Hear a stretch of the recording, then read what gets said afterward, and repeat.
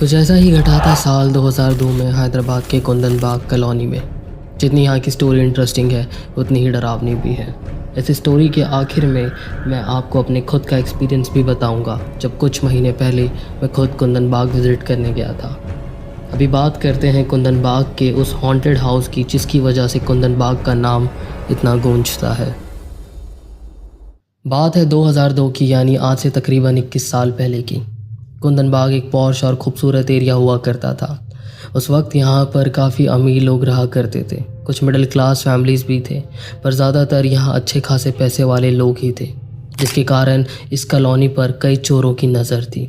इन घरों के बीच एक घर, या यूँ कह दो कि एक बंगलो हुआ करता था जया पर्दा का। जया पर्दा जी और उनके घर में उस वक्त जया पर्दा जी और उनकी 2 बेटियां रहा करती थीं। वहाँ के लोकल्स का कहना है कि जया पर्दा जी का पति घर छोड़कर कहीं चला गया था और फिर कभी दोबारा घर लौटकर नहीं आया। वहीं कुछ लोकल्स का ये भी कहना है कि जया पर्दा और उनकी बेटियों ने मिलकर अपने पिता को मारा है, पर आज तक इन दोनों में से कोई भी बात साबित नहीं हो पाई। सितंबर 2002 की बात है।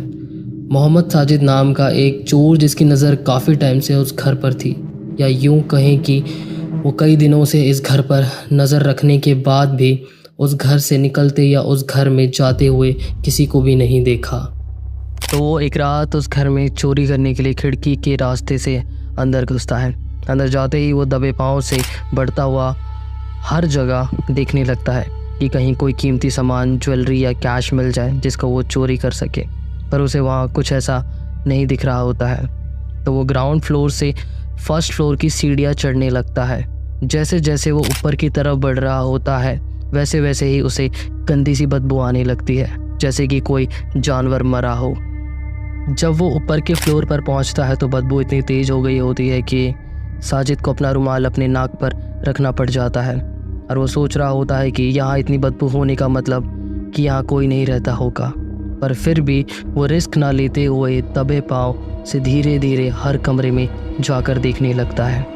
पर जैसे ही वो तीसरे कमरे का दरवाज़ा खोलता है तो वो बिल्कुल घबरा जाता है, क्योंकि उस कमरे में एक बेड पे सोए हुए 3 लोग दिखाई देते हैं, और जो बदबू हर जगह से आ रही होती है वो इसी कमरे में सबसे ज़्यादा थी। बदबू इतनी तेज़ थी कि सांस लेना भी मुश्किल था। तब भी वो सोचता है कि इतनी गंदी बदबू में कोई सो कैसे सकता है। साजिद बहुत धीरे धीरे आगे बढ़ता है और उस बेड के पास पहुंचता है, और जैसे ही वो करीब पहुंचता है वो डर के मारे पीछे गिर जाता है। वो देखता है कि वो लोग सो नहीं रहे हैं, वो ऑलरेडी मर चुके हैं, क्योंकि उनकी स्किन गल कर गिर रही होती है और कुछ पार्ट्स में तो कीड़े भी लगे हुए होते हैं। ये सब देखकर साजिद काफ़ी ज़्यादा डर जाता है और भागते हुए वो उस घर के उसी खिड़की के बाहर आ जाता है जहाँ से वो अंदर गया होता है। बाहर आकर वो सबसे पहले खुद को संभालता है और फिर सोचता है कि अगर किसी ने अंदर जाते या बाहर आते हुए किसी ने देख लिया होगा तो कल को कुछ होता है तो मैं ही फंसूंगा। उसे समझ नहीं आ रहा होता है कि वो क्या करे क्या नहीं। कुछ देर सोचने के बाद वो डिसाइड करता है कि वो खुद ही पुलिस के पास जाकर सारी बातें बता देगा। अब वो पुलिस स्टेशन के लिए बढ़ने लगता है और पास के पुलिस स्टेशन पहुंचकर वो सारी बातें बता देता है कि वो एक चोर है और वो कुंदन बाग के घर में चोरी करने के लिए गया था, पर उसे वहाँ पे 3 लाश दिखी जो काफ़ी भयानक थी, जिसको देखकर वो बहुत डर गया था और बिना कुछ सोचे वो सीधा भागकर पुलिस स्टेशन आ गया। अब पुलिस स्टेशन आकर उसने सारी बातें पुलिस वालों को बताई। अब पुलिस वाले भी ये सब सुनकर हैरान हो जाते हैं और सबसे पहले वो साजिद को ही पकड़ते हैं, क्योंकि उन्हें लगता है कि चोरी करते हुए पकड़े जाने पर उसने ही उनका खून किया है। अब साजिद को पकड़कर पुलिस की टीम कुंदन बाग के उस घर में पहुंचती है। घर में पहुंचने के बाद पुलिस सबसे पहले उस रूम में जाती है जहां चोर ने बताया था। वहां पुलिस देखती है कि बेड पर 3 लाश पड़ी होती है, बहुत बुरी हालत में, लगभग डिकम्पोज हो चुकी होती है। पुलिस पूरे रूम को अच्छे से इन्वेस्टिगेट करती है तो देखती है कि रूम में जो अलमारी रखी होती है उसके अंदर के कपड़े पूरे बिखरे हुए होते हैं, चेकबुक ज़मीन पर पड़ी होती है, कुछ और भी डॉक्यूमेंट्स इधर उधर पड़े होते हैं, और एक सेंट्रो कार होती है जो घर के बाहर ही होती है। पुलिस तीनों बॉडीज़ को पोस्टमार्टम के लिए भेजती है। अब पुलिस ने चोर को पकड़ ही लिया था तो सुबह होते होते तक ये बात कुंदनबाग के पूरे इलाके में फैल गई कि यहाँ 3 मर्डर्स हुए हैं और एक चोर गिरफ्तार भी कर लिया गया है। तो अब पुलिस वाले भी इत्मीनान थे कि जिसने मर्डर किया है वो उनकी गिरफ्त में ही है। हालांकि साजिद बार बार उनके सामने गिड़गिड़ा रहा था कि वो बस चोरी करने गया था और वो सब कुछ उसने नहीं किया, पर पुलिस वाले यकीन नहीं करते। फिर पोस्टमार्टम की रिपोर्ट आई। रिपोर्ट आते ही पुलिस वाले भी चौंक गए कि रिपोर्ट में तीनों की मौत को तकरीबन 3 महीने पहले हो चुकी थी। अब यहाँ पर रिपोर्ट के हिसाब से चोर बेगुनाह साबित हो गया, क्योंकि रिपोर्ट में तीनों की मौत की वजह पॉइजन को बताया गया। पर साजिद को चोरी के इल्ज़ाम में सज़ा हुई, पर मर्डर के इल्ज़ाम से वो बच गया। अब पुलिस वाले वापस उस घर में जाते हैं, उस घर को अच्छे से इन्वेस्टिगेट करने के लिए। पूरे घर को अच्छे से चेक करने के बाद उन्हें बहुत सारी चीज़ें मिलती हैं। उन्हें वहाँ बहुत सारी ब्लैक मैजिक से रिलेटेड किताबें मिलती हैं। टाइम्स ऑफ इंडिया की माने तो किताबों का आंकड़ा जो था वो 130 से 145 के आसपास का था। पुलिस को वहाँ से कुछ वुडू डॉल्स भी मिलती है।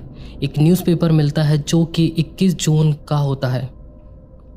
तो ये पुलिस मानती है कि तीनों की मौत 21 जून के पहले ही हो चुकी है। पुलिस को वहाँ पे एक लेटर भी मिलता है जो कि प्रेसिडेंट ऑफ इंडिया और प्राइम मिनिस्टर ऑफ इंडिया को लिखा गया होता है, जिसमें लिखा होता है कि तीनों की जान को खतरा है और उन्होंने अपने लिए सिक्योरिटी की मांग की होती है। पुलिस को उस कमरे में एक फ़िनाइल की खाली बोतल भी मिलती है, जिससे पुलिस वाले ये समझ जाते हैं कि रिपोर्ट में जो डेथ का रीज़न जिस पॉइज़न को बताया गया है वो शायद यही फ़िनाइल ही है। पुलिस आसपास पूछताछ करती है तो उन्हें यकीन नहीं हो रहा होता है कि जो भी वो सुन रहे होते हैं, क्योंकि यहाँ के लोगों का कहना है कि उन लोगों ने उन तीनों को पिछले रात भी देखा है, 2 दिन पहले भी देखा है और पिछले हफ्ते भी। अब पुलिस वालों को यकीन नहीं हो रहा होता है, क्योंकि रिपोर्ट के मुताबिक तो तीनों की मौत 3 महीने पहले ही हो चुकी है। अब पुलिस को लगता है कि ये लोग बातें बना रहे हैं। जब पुलिस वाले कुछ अगल बगल के लोगों से पूछताछ करते हैं तो फिर हैरान रह जाते हैं, क्योंकि इस बार तो लोगों ने 2 रात पहले ही जया प्रदा और उनकी बेटियों को रात के समय उस घर के गार्डन में घूमते हुए देखा है। और जब डिटेल में पता करने के बाद पुलिस को ये सुनने को मिलता है कि जया प्रदा अक्सर रात को कैंडल्स लेकर घर के चक्कर लगाती है और उनकी दोनों बेटियां हाथ में बॉटल्स लेके जिसमें रेड कलर का लिक्विड या ब्लड होता है जया प्रदा के साथ ही चक्कर लगाती है। कुछ लोग ये भी कहते हैं कि उन बॉटल्स में कोई लिक्विड नहीं बल्कि जया प्रदा के हस्बैंड का ही ब्लड है। अब पुलिस को समझ नहीं आ रहा होता है कि ये सब क्या चल रहा है। हर इंसान कुछ अलग ही कहानी सुना रहा है, पर पूछताछ तो करनी थी। पुलिस वाले इतना तो समझ जाते हैं मरने वाले तीनों मेंटली अनस्टेबल हैं, तो उन्होंने भी केस को सुसाइड बताकर बंद कर दिया। बट कुंदनबाग की खबर फैलने लगी। आसपास के लोग, स्कूल कॉलेजेस के बच्चे उस घर को रात के टाइम जाके देखा करते। कॉलोनी के लोग का कहना है कि आज भी जया प्रदा और उनकी बेटियां दिखाई देती है, वैसे ही हाथ में कैंडल्स और रेड ब्लड की बोतल पकड़ी हुई। अब अगर मैं अपना एक्सपीरियंस बताऊं तो मैं वहाँ शाम के टाइम पर गया था और ऐसा सच में वहाँ ऐसा कुछ तो नहीं दिखा, पर एक बात मैंने नोटिस की, उस घर के आसपास के माहौल काफ़ी हैवी और नेगेटिव वाइब देती है। वो पूरी तरह से खंडर हो चुका था और बिल्कुल ही ख़राब हालत में था, जिसकी वजह से वो पूरा घर का एरिया काफ़ी क्रीपी दिखाई देता है।